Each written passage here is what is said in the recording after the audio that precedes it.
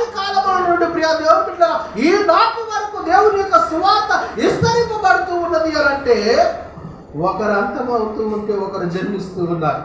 నీతిమంతుడు చనిపోయిండు, నీతిమంతుడు లేడు, ఇక సువార్త ఆగిపోద్ది, ఇక ఈ సువార్త ఆగిపోద్ది అని అన్నప్పుడు ప్రియ దేవుని బిడ్డలారా దావీదు ఏరులో నుండి పుట్టకొచ్చినటువంటి యేసు ప్రభు వారు ఉన్నారు. ఆమేన్. హల్లెలూయా, హల్లెలూయా.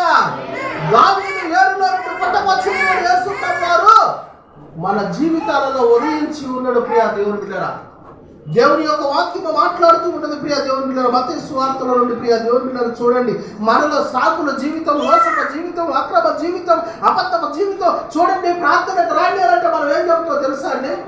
సాకులు చెబుతుంటామని ఏమన్నా తెలుసా? అయ్యా నాకు అది పోయిందయ్యా, ఇది పోయిందయ్యా, నేను అక్కడ రాలేదయ్యా, ఇక్కడ రాలేదయ్యా, నేను ప్రార్థనకు రాలేదయ్యా. మరణం నిన్ను ఎంటాడుతూ ఉన్నది. మరణము నుండి విడిపించబడాలంటే